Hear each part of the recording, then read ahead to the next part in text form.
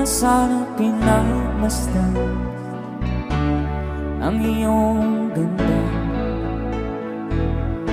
at hindi na rin pinansin pa bawat ngiti mong may gayon. Dahil sa akala ko di ako iibig sa'yo, ikaw pala ang aakit sa puso ko.